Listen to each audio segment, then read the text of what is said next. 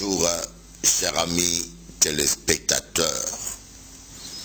Ce matin, pour moi, c'est une belle journée. Et je peux vous dire, la vie est belle. La vie est belle lorsque vous donnez, vous confiez votre vie à Jésus. Croyez-moi, la vie est belle. La vie est belle lorsque vous faites de l'Éternel votre berger. Ce n'est pas question de religion, ce n'est pas question de pasteur, c'est question d'obéissance simple à la parole de Dieu. Je crois que Dieu ne ment pas. Et j'aimerais vous dire quelque chose qui peut vous paraître étrange. Je pense qu'il y a des gens qui ont tort de croire en Dieu. Il y en a qui ont tort de ne pas croire en Dieu. Il y en a qui ont tort de croire en Dieu aussi.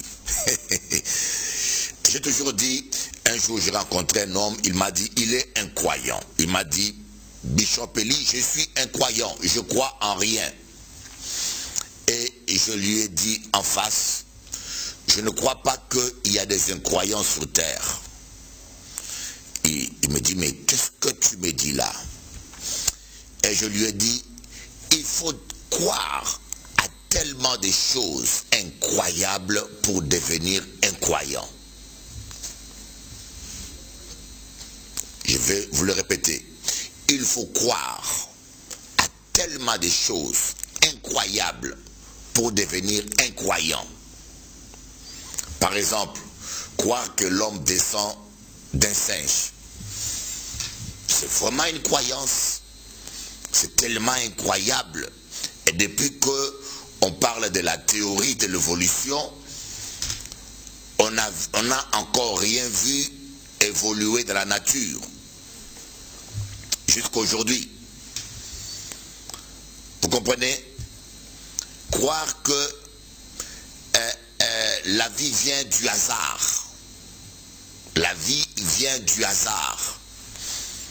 Voyez, j'aimerais vous dire simplement, c'est plus facile pour la nature de créer un ordinateur.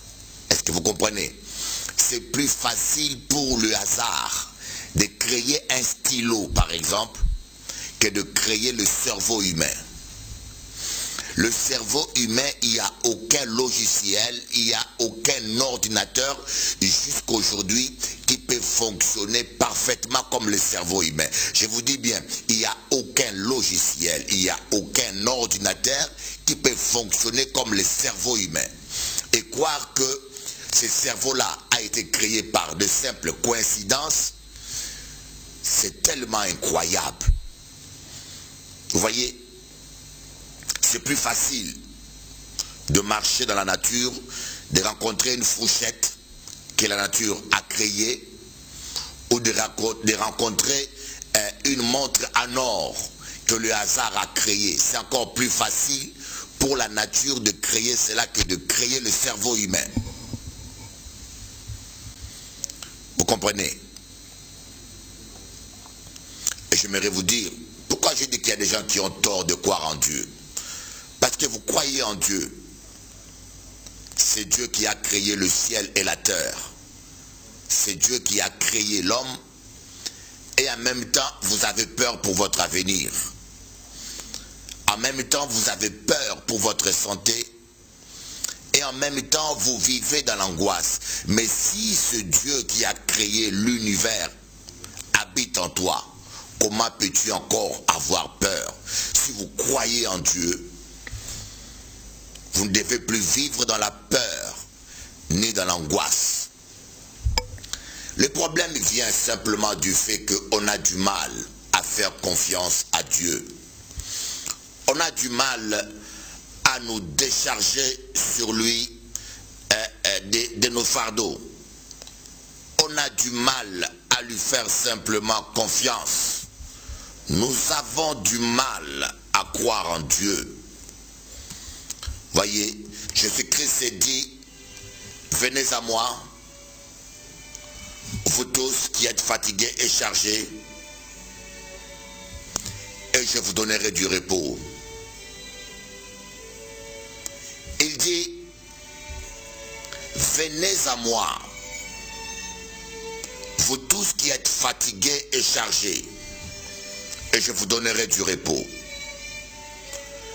Mais si vous ne venez pas à lui, si vous ne vous déchargez pas sur lui de vos problèmes, il ne pourra pas vous aider. Alléluia. Il ne pourra pas vous aider.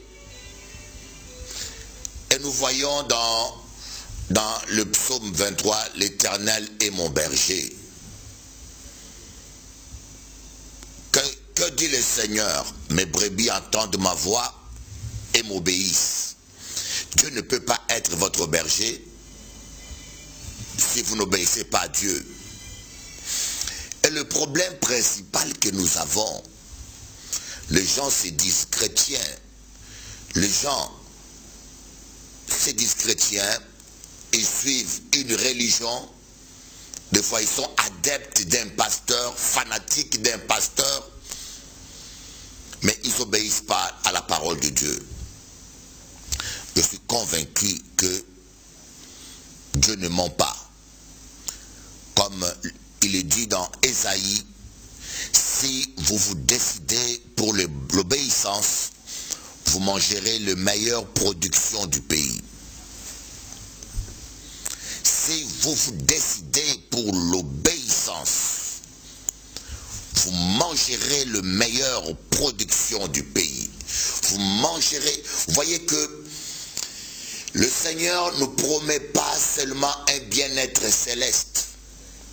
Le Seigneur ne bénira pas seulement dans les cieux. Le royaume des cieux ne commence pas seulement dans l'au-delà.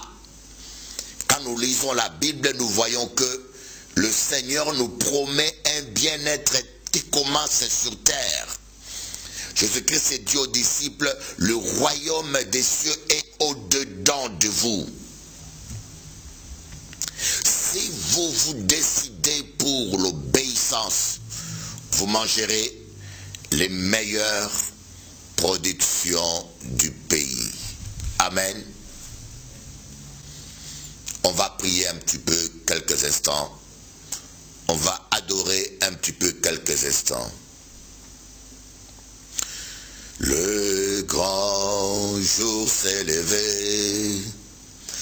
Dieu nous a visités. Voici des temps nouveaux. Chantons gloire à l'agneau. Pour recevoir de lui ce qu'il avait promis. Le Saint-Esprit est là. Le Saint-Esprit est là. Le Saint-Esprit est là. La mort a disparu. Dieu donne un plein salut. Alléluia. Et pour le monde entier, le grand jour s'est levé. Le Saint-Esprit est là. Alléluia. J'entends ta douce voix qui me dit viens à moi. Je viens, Seigneur, soutiens ma foi par le sang de ta croix. Jésus, roi des rois, qui mourit pour moi. Je vais mourir avec toi sur la croix. Alléluia. J'aime ces chants. Ce matin, j'ai envie d'adorer. Oh, prends mon âme, prends-la, Seigneur, et que ta flamme brûle en mon cœur.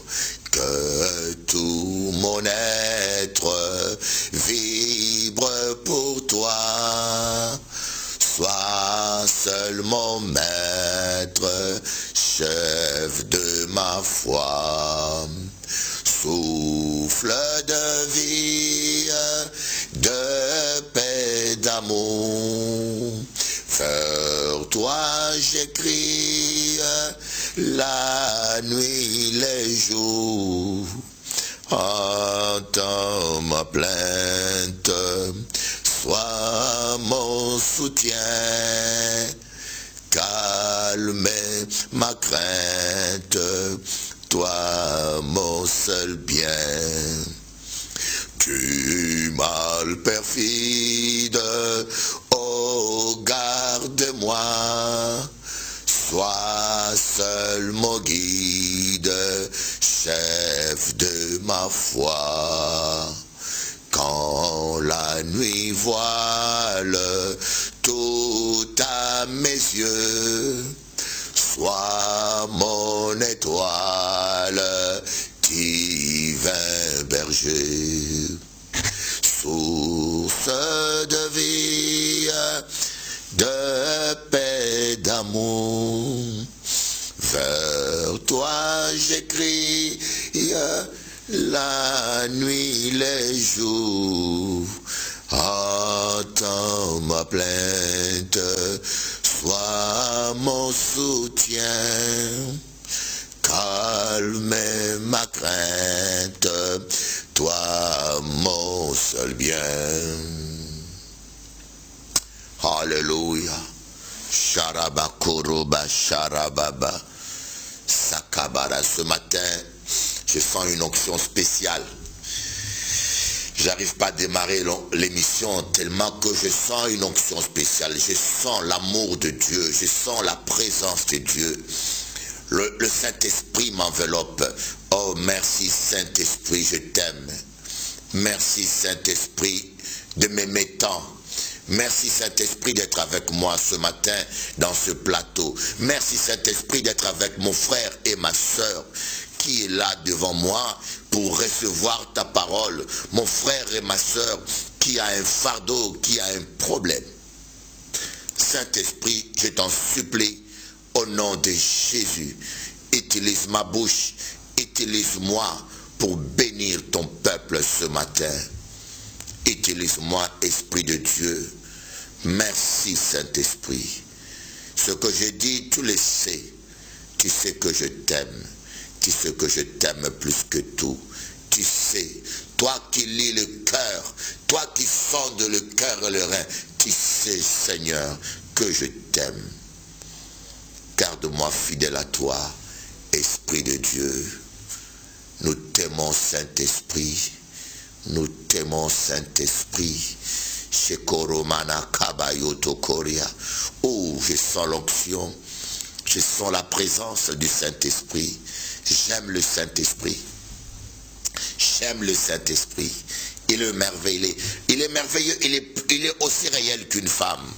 Il est aussi réel qu'un homme. Je peux vous dire, cultivez une relation avec le Saint-Esprit. Faites de lui votre ami. Faites de lui votre conseiller. Il est l'esprit de conseil. Il est l'esprit de sagesse. Il est l'esprit de force. Vous comprenez? Quand vous vous greffez au Saint-Esprit, quand vous vous connectez au Saint-Esprit, quand vous cédez à l'Esprit de Dieu, il va vous communiquer sa force. C'est pour cela l'apôtre Paul disait, je puis tout par celui qui me fortifie. C'est le Saint-Esprit. Karimini handa bashoto barakanda, ore bashoto koria baba shokoro baba. Arrête de lutter par toi-même. Arrête de lutter avec ta propre force. Tu vas t'épuiser. Tu vas te fatiguer. Tu ne pourras pas triompher par toi-même. Jésus-Christ dit, sans moi, vous ne pouvez rien. Et sans moi, vous ne pouvez rien. Mais Jésus, ressuscité, il est au ciel. Il est assis à la droite de Dieu. La Bible dit qu'il intercède pour nous. Et la personne qui est présente ici sur terre, c'est le Saint-Esprit. Donc sans l'aide du Saint-Esprit, nous ne pourrons rien. Tu n'arriveras jamais à à abandonner la cigarette. Tu n'arriveras jamais à abandonner le péché. Non, tu n'arriveras pas. Tu vas t'efforcer. Aujourd'hui, voilà, le Saint-Esprit nous amène à notre sujet. Aujourd'hui, nous allons parler de la sanctification par le Saint-Esprit. J'espère que nous aurons assez du temps parce que c'est un enseignement puissant et énorme. La sanctification par le Saint-Esprit. Vous voyez ce que je reproche aux chrétiens d'aujourd'hui, aux chrétiens charismatiques et aux chrétiens pentecôtistes. Notre erreur, c'est de résumer le Saint-Esprit aux dons spirituels. Vous voyez, de résumer le Saint-Esprit au parler en langue. Vous voyez, on dit pentecôtiste, on se réfère au jour de la Pentecôte. Mais la vie chrétienne ne s'arrête pas à la Pentecôte, mes amis. Vous devez faire un pas. Vous devez aller plus loin avec le Saint-Esprit. Le Saint-Esprit ne vient pas que pour prophétiser. Le Saint-Esprit ne vient pas que pour nous amener à parler en langue. Le Saint-Esprit ne vient pas que pour, je ne sais pas, faire de miracles avec nous. Mais le Saint-Esprit vient pour nous transformer. Il est un feu qui ne brûle, qui ne consume pas, mais qui brûle. Le fait du Saint-Esprit en vous va brûler la convoitise, va brûler la colère, va brûler les œuvres de la chair. Le feu du Saint-Esprit en vous va brûler la méchanceté, va brûler la rancune, va brûler la médisance. Et le Saint-Esprit va répandre l'amour dans ton cœur. Il va répandre l'amour pour tes ennemis, l'amour pour ton prochain, l'amour pour les autres. Vous n'avez pas remarqué s'il y a des pasteurs qui me suivent. Vous n'avez pas remarqué s'il y a des anciens qui me suivent. Vous avez beau prêcher l'amour aux chrétiens, mais ils n'arrivent pas à s'aimer. Allez voir ce qui se passe dans nos églises religieuses.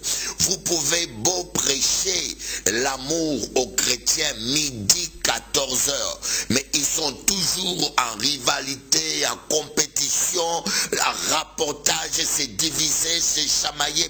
Vous pouvez faire tout ce que vous voulez. Tant que ces gens ne sont pas sanctifiés, ils vont s'efforcer, voyez, ils vont s'efforcer par la chair d'obéir. Voyez, ils vont essayer de pratiquer l'amour parce que la Bible les oblige d'aimer. Voyez, ils vont essayer de pardonner, mais parce que la Bible les oblige de pardonner. Ils vont essayer de faire le bien parce que cela est un commandement. Vous voyez, on appelle ça des chrétiens charnels, des chrétiens qui obéissent à la parole de Dieu parce que cela est une obligation. Ils sont comme sous la loi. L'homme sous la loi était charnel. Il observait la loi, mais des fois la loi n'était pas dans son cœur toujours. Alors, aujourd'hui, nous avons des chrétiens charnels. Malheureusement, c'est la majorité. Parce qu'ils n'ont pas laissé le Saint-Esprit les sanctifier.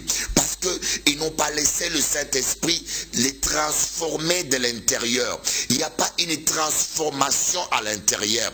Il n'y a pas la sanctification qui est nécessaire pour que vos désirs charnels soient brûlés. Les envies du monde soient brûlées. La rivalité, l'orgueil. Et tant que cela n'est pas brûlé, vous allez de temps en temps toujours oublier que vous êtes chrétien. Vous allez toujours sortir de vos gants. Vous allez toujours dire un mot de travers. Vous allez toujours oublier et vous retrouver en train de calomnier. Oh my God. Je sais que beaucoup de chrétiens qui sont là, ils savent de quoi je parle. Hein? Tous ceux qui sont chrétiens et tous ceux qui essayent de suivre Jésus et tous ceux qui ont envie de marcher avec Jésus, je crois qu'il y en a beaucoup qui me suivent et qui sont fatigués et qui disent mais c'est tellement difficile, et vivre sans calomnier quelqu'un, c'est tellement difficile, n'est-ce pas? Oui, c'est tellement difficile. Vous essayez tous les jours de ne pas médire. Oh, et surtout les pasteurs ont dit des fois, on est fatigué de prêcher tous les jours. Arrêtez cancan, arrêtez cancan. On peut le prêcher. Moi, ça fait 20 ans que je suis en Guadeloupe. Je prêche tous les jours, arrêtez cancan. Mais C'est impossible, ils n'arrêtent pas. Imaginez-vous quelqu'un, depuis le ventre de sa mère, il buvait du lait contaminé par les cancans de sa mère. Pendant que sa mère lui donnait la tétée, en même temps sa mère critiquait la voisine, faisait les cancans. Et quand il est devenu bébé, il prenait les biberons sous l'onction des cancans. Quand il a grandi, c'est les cancans. Et maintenant à 51 ans, tu penses que la personne à 50 ans, à 40 ans, il va arrêter les cancans? C'est impossible. C'est comme si Yoka dit à chien de ne pas aboyer. Tu dis au chien de ne pas aboyer. Mais sa nature même, c'est un chien, il doit aboyer. Il peut faire l'effort. Mais il y aura toujours un moment donné, il va oublier l'interdiction, il va aboyer. C'est comme si tu dis à un lion de ne pas rougir. Il le fera. Il faut que la transformation s'efface de l'intérieur. Et c'est ça que nous les hommes de Dieu, nous devons prêcher. Prêcher la sanctification sans laquelle personne ne verra Jésus. La sanctification. On fait l'effort d'être chrétien. On fait l'effort de paraître bon. On fait l'effort d'aimer les gens. J'ai entendu un pasteur un jour dire à son adjoint, il y a combien? Il y a 20 ans, on était dans une réunion pastorale, on nous a convoqués, il y avait un problème dans une église, et il y avait deux groupes opposés, et l'autre groupe il y avait le pasteur, l'autre groupe il y avait un ancien, et lorsque l'ancien commençait à parler, le pasteur s'est levé, il a dit, mon ami, tu as la chance, quand j'étais dans le monde, je t'aurais déjà donné un coup de tête. Tout le monde a dit, wow. Ah oui, mais il est pasteur, mais il n'est pas encore sanctifié. Il est pasteur, voyez, mais le monde est encore en lui. Mais il dit, quand j'étais dans le monde, je t'aurais donné un coup de tête. Mais quand il parlait, vous sentiez qu'il y avait la colère dans son cœur, il y avait la rage. Vous voyez, dans son cœur, il a déjà fait ce coup de tête, mais il ne le fait pas parce que la Bible l'interdit. Plusieurs fois, nous ne faisons pas certaines choses parce que c'est interdit par la Bible. Vous aurez bien voulu prendre la femme de la voisine, du voisin, mais la Bible l'interdit. Et tous les matins, vous êtes là en train de saliver, de regarder la femme de votre prochain. Vous convoitez la femme de votre voisin. Vous aurez tellement voulu sortir avec elle, mais la Bible l'interdit. Alors vous essayez de vous contrôler. Voyez, vous êtes en train de vivre dans une frustration. Vous aurez tellement voulu prendre 4 bouteilles de champagne, mais la Bible interdit l'ivrognerie. Alors vous devez lutter toute votre vie avec cette envie. Mais parce qu'il n'y a pas un travail de transformation, un travail de sanctification que le Saint-Esprit doit faire à l'intérieur de vous. Alors vous allez vous efforcer de faire le bon, de jouer le rôle de bon. Vous êtes simplement en train de jouer un personnage d'un chrétien. Bien que vous êtes sincère, c'est pas que vous êtes hypocrite. Vous voulez bien faire le bien. Vous voulez bien le faire. Comme l'apôtre Paul dit, je vais faire le bien, mais je fais le mal que je ne veux pas. Malheur à moi, je veux faire le bien. Vous avez la bonne volonté. Voyez, ici l'apôtre Paul est en train de parler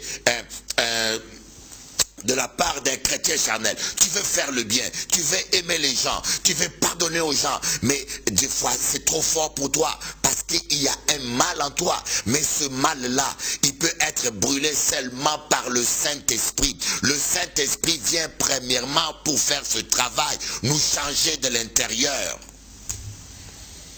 Mais l'erreur, c'est qu'on ne nous a pas enseigné cela. Et je vous dis, moi j'ai plus de 42 ans dans l'évangile. Je n'ai pas entendu encore une vidéo ou entendu un pasteur parler de la sanctification à ces termes. Parler du Saint-Esprit dans cette dimension. Je vous dis sincèrement, moi, je vais sur Internet, je regarde les vidéos, je suis allé dans des conférences, je n'ai pas encore entendu des enseignements sur la sanctification par le Saint-Esprit dans cette dimension.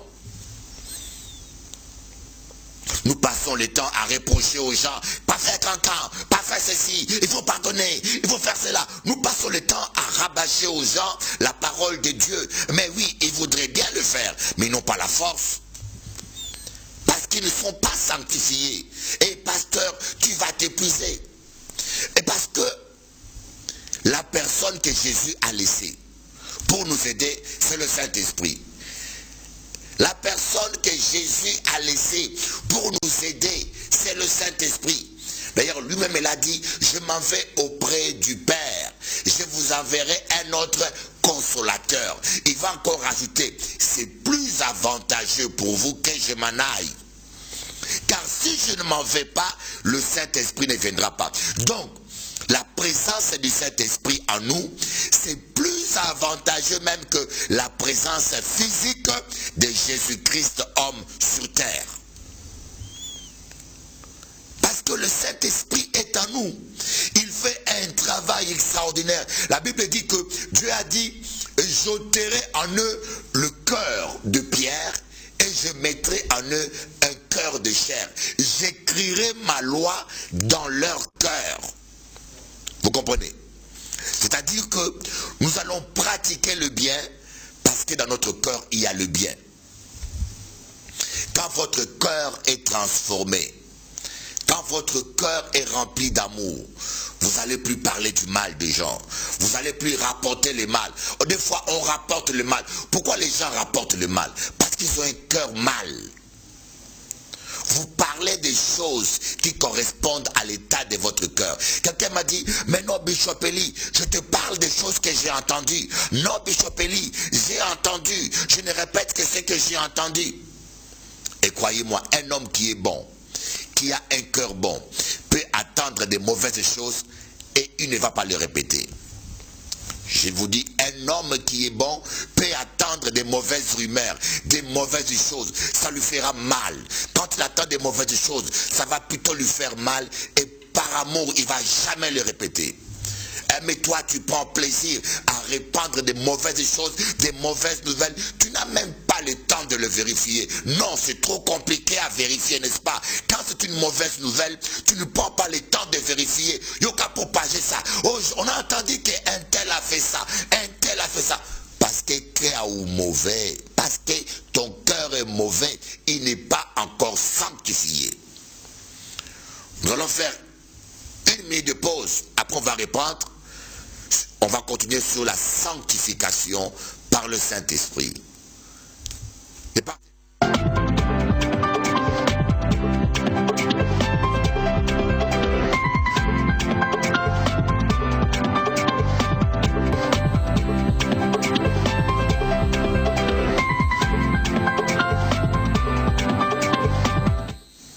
Ok, nous allons lire... c'est pas évident, hein? Ça coupe l'onction, ces pubs-là, mais il faut répondre. Donc, nous allons lire Hébreux chapitre 12, verset 14. Hébreux chapitre 12, verset 14. Recherchez la paix avec tous et la sanctification sans laquelle nul ne verra le Seigneur. Recherchez la paix. Hébreux 12, verset 14. Recherchez la paix avec tous et la sanctification sans laquelle nul ne verra le Seigneur. Et vous savez, lorsqu'on dit que sans la sanctification, nul ne verra le Seigneur, on a toujours tendance à penser au paradis. Parce que c'est au paradis qu'on verra Dieu. Ce verset est vrai. Ce verset est vrai que sans la sanctification, on ne peut pas voir le Seigneur au ciel. Mais ce verset ne parle pas seulement du ciel. Hein? Ce verset ne parle pas que du ciel. Voyez? Il parle aussi de la terre. Parce que quand les Juifs utilisent le terme voir Dieu, ça signifie voir la gloire de Dieu, vivre la gloire de Dieu. C'est pour cela Job a dit, mon Rédempteur est vivant, mes propres yeux le verront. Et ça veut dire quoi? Qu'il verra la gloire de Dieu, qu'il vivra la gloire de Dieu, qu'il vivra sa restauration. Et il a vu la gloire de Dieu sur terre. Job n'a pas vu la gloire de Dieu seulement au ciel. Avant de mourir sur terre, il a vu la gloire de Dieu. Il a expérimenté sa guérison. Il a expérimenté sa restauration. Et Dieu lui a donné au double tout ce qu'il avait perdu. Amen. Donc quand l'apôtre Paul utilise le terme « sans la sanctification », nul ne verra la gloire de Dieu, nul ne verra Dieu, nul ne verra le Seigneur. Il ne parle pas que du paradis seulement. Cela est vrai que sans la sanctification, personne n'ira au ciel. Mais ici, il ne parle pas que du ciel. Il parle de la vie présente. La preuve, il dit, recherchez la paix avec tous. Recherchez la paix avec tous. Je ne vous dis pas le nombre de gens qui prient et qui sont en conflit les uns les autres, les paroles, les rapportages. Ils ne sont pas transformés de l'intérieur. C'est des chrétiens charnels. Ils ne sont pas transformés de l'intérieur. On va voir un deuxième verset dans 2 Timothée 2, le verset 20 au verset 21. 2 Timothée 2, le verset 20 au verset 21. Or, dans une grande maison, il n'y a pas seulement des vaisseaux d'or et d'argent, mais il y en a aussi de bois et de terre. Les uns à honneur et les autres à déshonneur. Si donc quelqu'un se purifie de ces choses, il sera un vase sanctifié à honneur et utile au Seigneur et préparé à toute bonne œuvre. Si donc quelqu'un se purifie, il sera un vase sanctifié. Voyez, la purification précède la sanctification. Nous ne sommes pas sanctifiés par le sang de Jésus. Nous sommes purifiés par le sang de Jésus. Et nous sommes sanctifiés par le Saint-Esprit. C'est deux choses différentes que parfois nous n'enseignons pas aux gens. C'est quoi la purification? La purification, c'est enlever le péché. Ôter simplement le péché. Le sang de Christ vient en nous, il ôte le péché. C'est comme un jardin. Voyez, Jésus-Christ comparait le cœur de l'homme à la terre. Voyez, quand il parle de la parabole du semeur, la terre représente les différents cœurs, les différentes personnes. Donc, c'est comme un jardin. Quand dans un jardin, il y a des herbes sauvages qui poussent, vous passez la tondeuse, vous êtes en train de purifier les jardins. Vous coupez les herbes mauvaises. Vous êtes en train de nettoyer le jardin. Mais l'herbe mauvaise peut encore repousser. Mais la sanctification, c'est déterrer à la racine l'herbe mauvaise. Voyez? Mais le Seigneur ne peut pas nous sanctifier si nous ne sommes pas au préalablement purifiés. Parce que purifier, c'est demander pardon à Dieu pour ses péchés. La purification, c'est la repentance, c'est repentir de ses péchés et réclamer le sang de Jésus. Alors là, le Saint-Esprit, le Seigneur Jésus vient, nous nettoie avec son sang, nous devenons purs. Et là, on peut entrer en contact avec le Saint-Esprit. La purification nous permet d'entrer en contact avec le Saint-Esprit. Une fois qu'on est en contact maintenant avec le Saint-Esprit, c'est en ces moments-là que le Saint-Esprit commence à nous sanctifier.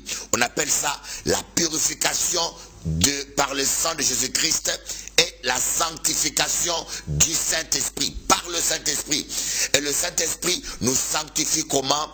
Il brûle à l'intérieur de nous toute la racine du mal. Il va brûler la convoitise en toi. Il va brûler la méchanceté en toi.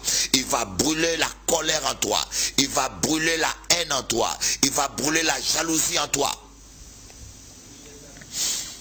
Mais Vous me direz, mais Bishop Eli, j'ai vu des gens remplis du Saint-Esprit, mais parfois méchants.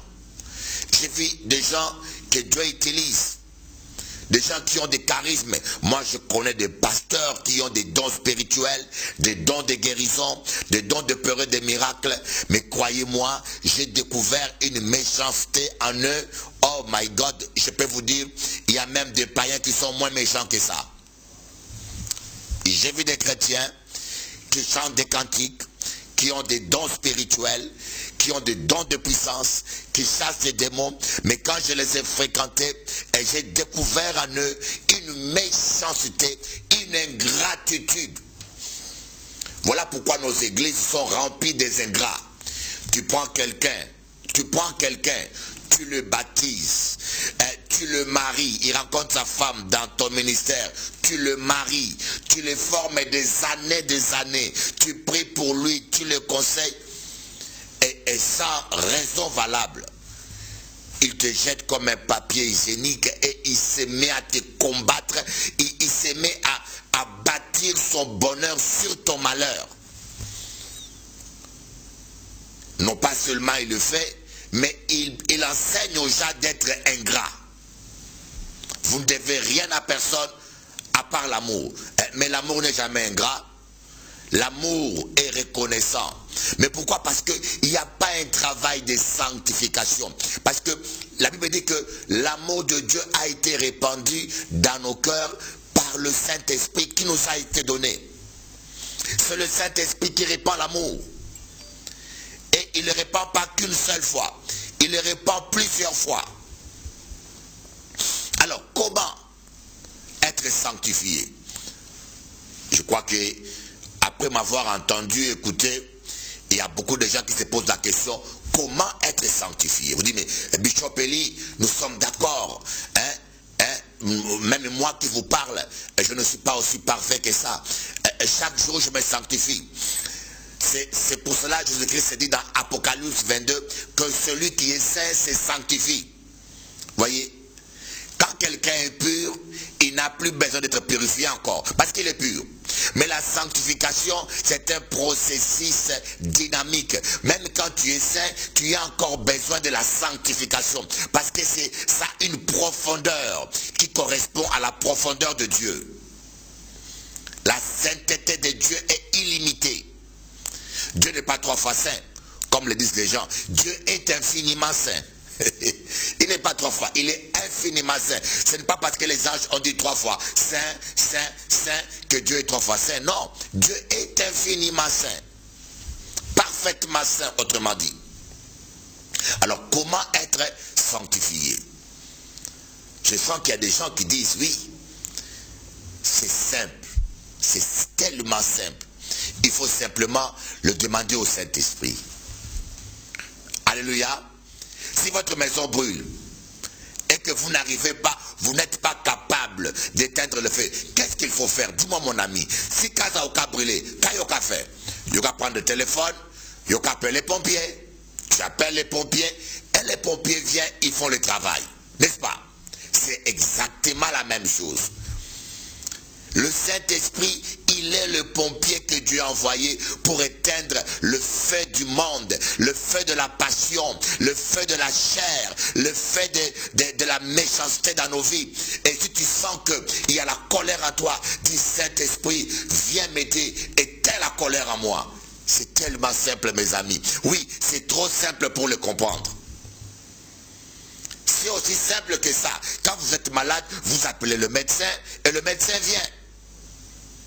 Mais c'est la même chose.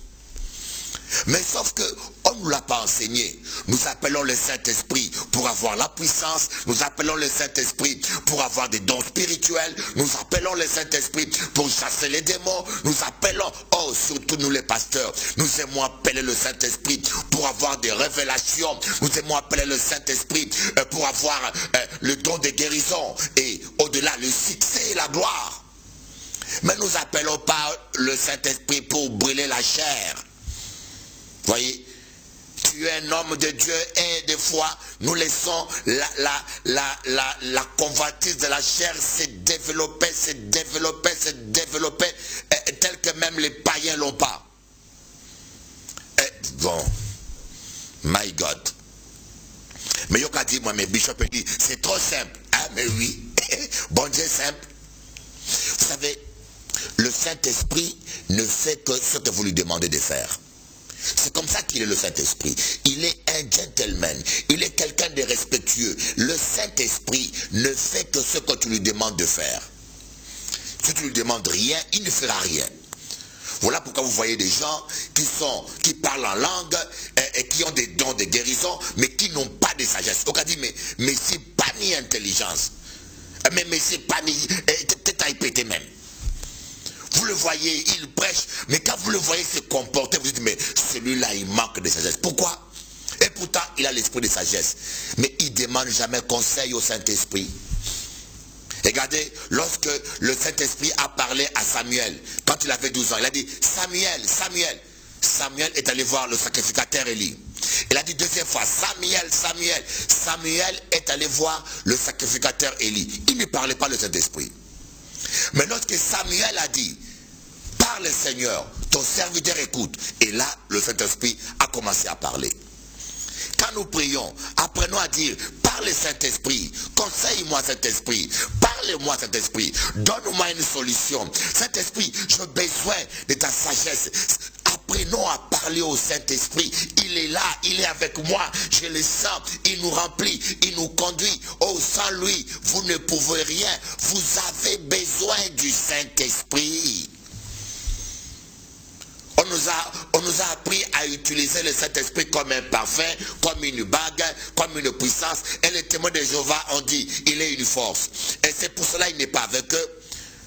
Avez-vous déjà vu un témoin de Jéhovah chasser un démon? Si vous êtes ensorcelé et n'allez pas chez les témoins de Jéhovah, ils ne peuvent rien faire.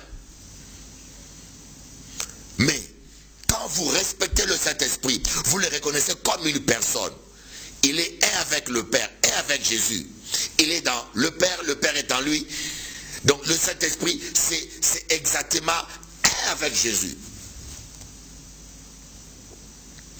Quand vous le reconnaissez comme une personne et vous commencez à lui parler, vous commencez à dialoguer avec lui, vous commencez à l'appeler au secours et vous allez commencer à expérimenter la sanctification. Saint-Esprit, je sens la colère en moi, enlève cette colère. Il va l'enlever. Tu dis, Saint-Esprit, je sens la méchanceté en moi, je ne vais pas être méchant. Il va l'enlever. Saint-Esprit, répand l'amour en moi. Il va répandre l'amour. Saint-Esprit, transforme mon cœur. Apprends-moi à aimer mon prochain. Apprends-moi, je ne sais pas pourquoi je déteste le Bishop Élie comme ça. Aide-moi à l'aimer. Il est un homme qui prêche la parole, qui m'a fait que du bien. Je ne dois pas le détester. Il va le faire. Parce que le diable, les démons viennent mettre la haine en toi. Le démon vient mettre la colère en toi. Les démons viennent s'aimer les mauvaises graines. Rappelez-vous, le cœur de l'homme est une terre. Des fois, quand le Saint-Esprit vient te sanctifier, son feu brûle en toi. Son feu brûle et enlève même le mal à la racine. Et quand tu ne fais pas attention, tu ouvres une porte, la nuit, Satan vient semer de mauvaises graines. Il vient semer de mauvaises idées. Il vient te dire divorce. Il vient te dire va le taper. Il vient te remplir ton cœur avec des mauvaises pensées. Et quand tu le laisses pousser, et voilà, tu es encore souillé. Il faut encore demander l'aide du Saint-Esprit. C'est ainsi que la sanctification est un travail à vie, continuel, à vie. Vous devez toujours vous sanctifier en réclamant la présence du Saint-Esprit. Saint-Esprit, aide-moi. Il est là pour ça, mes amis. Il est là pour ça. Saint-Esprit, enlève en moi l'envie de la cigarette. Quand l'envie de la cigarette vient, dis Saint-Esprit, aide-moi, enlève en moi l'envie de la cigarette. Vous allez voir que vous allez arrêter de fumer. Je sais de quoi je vous parle. Moi, pas qu'à parler ou de religion. Je vous parle du Saint-Esprit. Le pasteur peut imposer le mail le dimanche. Le lundi n'est pas là, le mardi n'est pas là. Mais le Saint-Esprit est avec toi. Mais le mal aujourd'hui, on n'apprend pas aux chrétiens à être en communion avec le Saint-Esprit. On apprend aux chrétiens à dépendre de nous les hommes. On apprend aux chrétiens à devenir nos adeptes.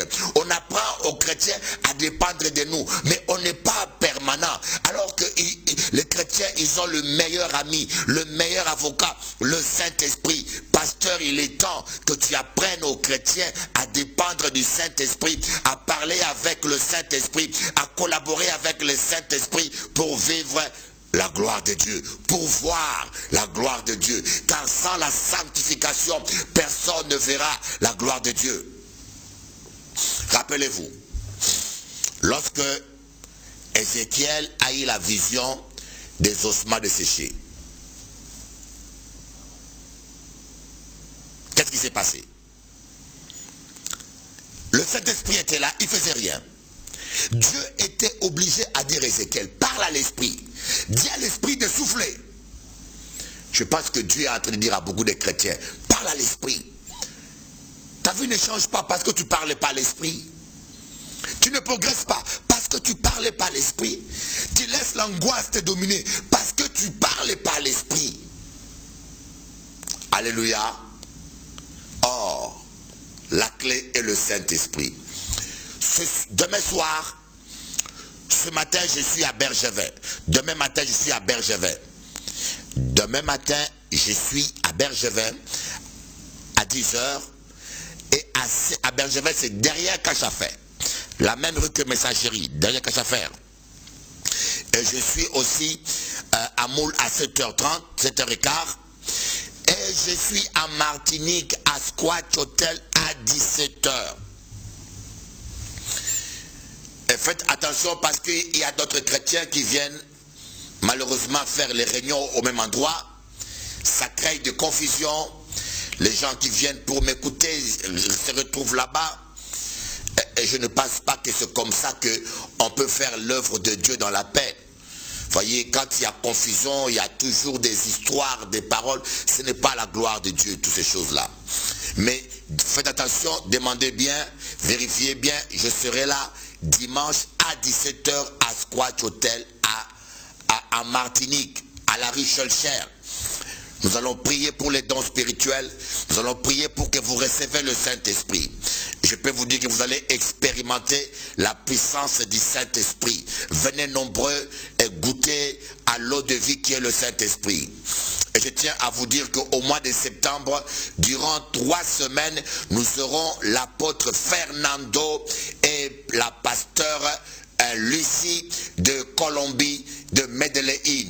L'apôtre Fernando avec la pasteure Lucie. La pasteure Lucie, quand elle prie, la gloire de Dieu descend. Il y a des paillettes d'or qui tombent sur les gens. Je peux vous le dire, il y a des gens pendant la prière, ils voient des paillettes d'or sur eux. Et ça existe. Et ce phénomène, Dieu le permet pour nous montrer que le ciel est une réalité. Quand on dit que le ciel est pavé d'or, ce n'est pas des histoires, c'est une réalité. Le ciel, le paradis est une planète où Dieu, une planète en or, que Dieu prépare pour Bishop Pelly. Et vous qui mettez l'or sur vous là, vous êtes fiers. Moi quand je marche dans l'or. Mais moi ça me fait rire parce que c'est le macadam pour moi. C'est le macadam ton or là. C'est le macadam. Parce qu'au ciel, moi quand je marche avec pasteur Pierrot sur l'or, nous allons marcher sur l'or. Alléluia. Donc en septembre, la sœur, la prophétesse et pasteur Lucie et l'apôtre Fernando, ils seront là à Bergevin, ils seront là aussi à Martinique tous les dimanches à 17h.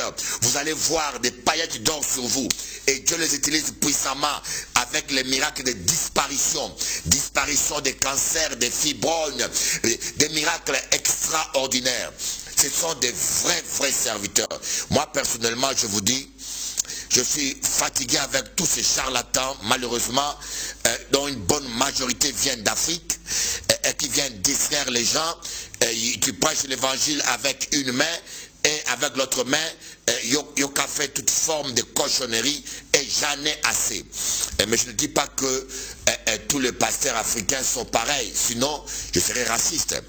Je dis bien, il y a des exceptions, mais malheureusement, de ce continent, la majorité, je dis bien la majorité, c'est cochonnerie que Yoka mène avec Bible. Là, ça, Yoka utilisé Bible pour faire business, commerce, malheureusement, mais nous prions le Seigneur, les Écritures sont en train de s'accomplir. Il y aura beaucoup de faux prophètes, des antichrists, ils sont là. Ils vous prêchent la parole, mais sous la table, ils font des massacres, ils tuent les brebis du Seigneur. C'est pour cela que je travaille maintenant plus, et j'en ai assez. Je travaille maintenant plus avec les Latinos, les pasteurs de Colombie, de Panama, de tous les pays. Alléluia. Vous avez besoin du Saint-Esprit. Vous avez besoin du Saint-Esprit. Et aujourd'hui à 10 h, je suis à la plage de Bois-Jolan. Aujourd'hui à 10 h, je suis à la plage de Bois-Jolan. Venez. On pourra parler, on pourra discuter. Si vous voulez parler avec moi, je suis disponible là, on va parler, on va discuter. Vous avez besoin du Saint-Esprit. Parce que je vous dis une chose. J'en ai assez de voir des chrétiens qui ne changent pas. Des gens qui sont chrétiens seulement avec des cantiques dans la bouche. Ils sont ingrats. Ils sont rebelles, rapporteurs, méchants, orgueilleux. Une méchanceté incroyable. Tout ça, c'est pourquoi? Ce n'est pas qu'ils sont volontairement, ils veulent l'être. Mais c'est parce qu'ils n'ont pas été enseignés. Ils n'ont pas laissé le Saint-Esprit les sanctifier de l'intérieur. Ils se contentent de chanter des cantiques, de demander à Dieu de les guérir, de demander à Dieu de les délivrer, mais ils ne demandent pas au Saint-Esprit d'enlever la méchanceté en eux. Alors que Dieu a dit, j'enlèverai le cœur de pierre en vous et je mettrai un cœur de chair. Il n'a pas dit que toi tu vas enlever, tu ne pourras pas, tu pourras faire l'effort, tu ne pourras jamais. C'est le Saint-Esprit qui va le faire. Mais il faut simplement que tu commences à lui demander. Saint-Esprit, moi qui ai senti que moi méchant, changez que à moi. Saint-Esprit, je n'aime pas telle personne, c'est pas normal. Mets-moi l'amour pour la personne. Saint-Esprit, pardonne-moi parce que je parle trop mal des gens, je calomnie les gens, Seigneur. Brûle cela en moi. Et je peux vous dire, vous allez commencer à expérimenter chaque jour un changement et une transformation extraordinaire. Ferme tes yeux et parle au Saint-Esprit. Seigneur Jésus, je demande pardon pour tous mes péchés. Lave-moi et purifie-moi avec ton sang précieux. Cher Saint-Esprit, aide-moi à aimer les autres. Répands l'amour dans mon cœur. J'ai besoin de ton aide. Apprends-moi à aimer les autres. Apprends-moi à pardonner. Saint-Esprit, brûle en moi parce que j'ai beau ne pas vouloir parler mal, mais chaque jour j'oublie et je parle mal. Et ta parole dit que c'est de l'abondance du cœur que la bouche parle. Brûle tout mal en moi, dans mon cœur. Brûle toute méchanceté. Brûle toute amertume. Enlève et brûle, consume toute amertume, colère, irritation, esprit de rejet. Et mets l'amour à la place. Mets l'amour à la place. Donne-moi un cœur qui aime. Alléluia. Recevez l'onction. Recevez l'onction. Rendez-vous sur onction.com. Onction.com. Nous qu'à parler, nous qu'à prier, nous qu'à attacher diable à ça. Ouais.